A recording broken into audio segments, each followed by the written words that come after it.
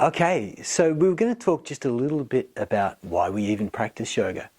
If we wanted to look at the original philosophy of Patanjali, which is called the Yoga Sutras, it's 195 simple little statements on how we can reduce the potential for suffering in our lives.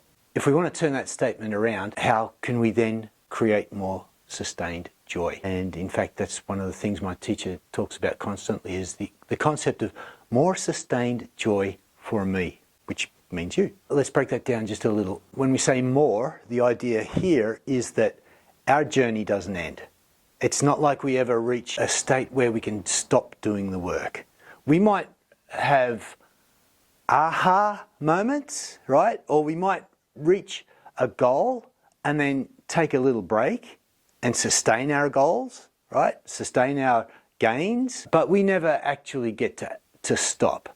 If we consider our journey to this place of more sustained joy, if we consider it to be like a journey up the mountain, well, there are many ways that we can get up the mountain, and there are a few that are better than others. We could power our way straight up the mountain through all the rocks and the thistles and get all beat up.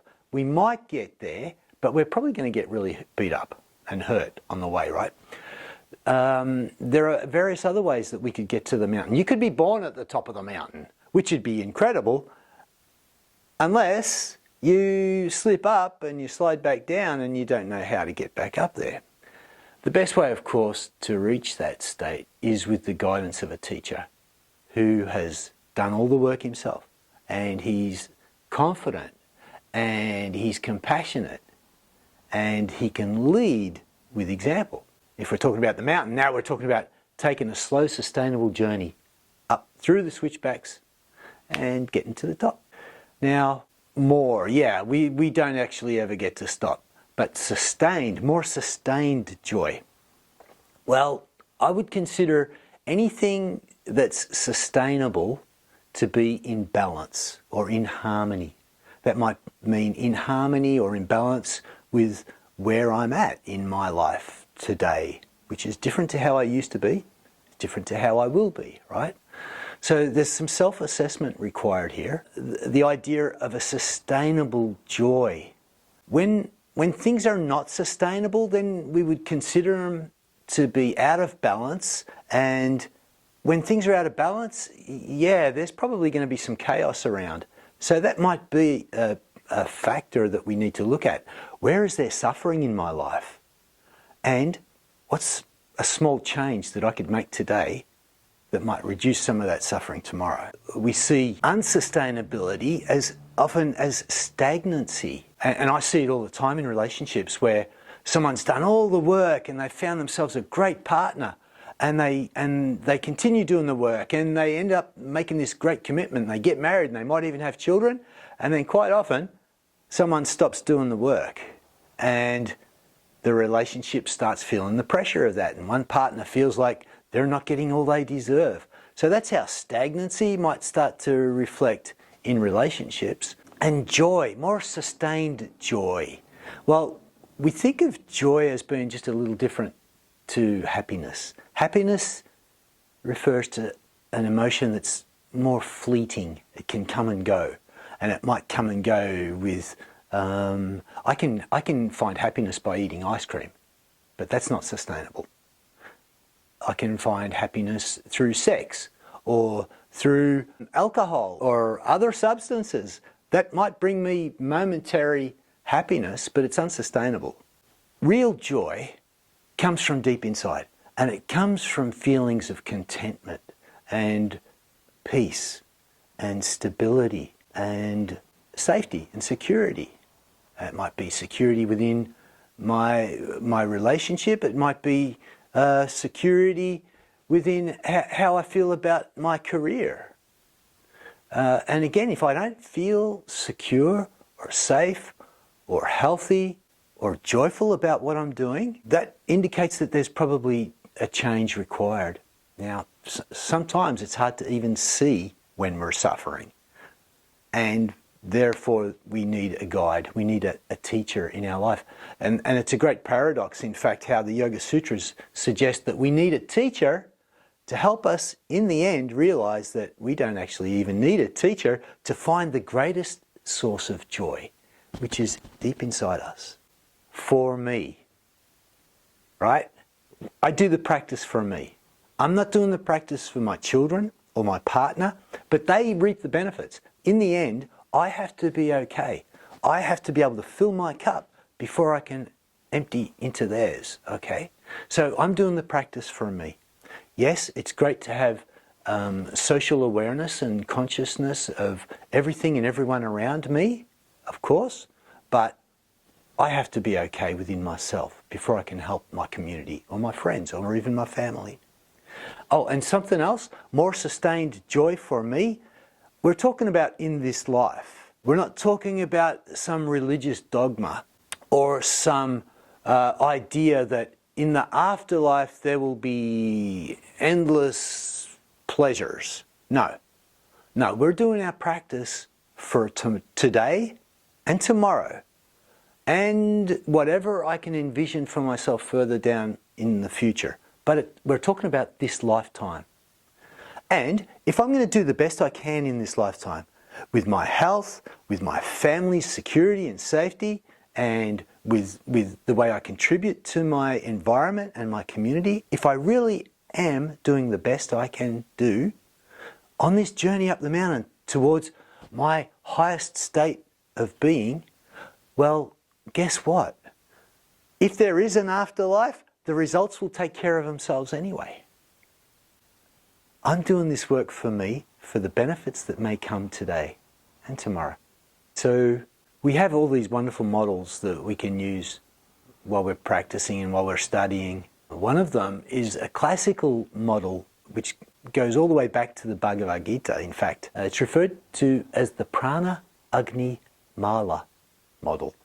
And in this context, prana has two definitions. The first time we think of it, we think of the breath that moves in and out.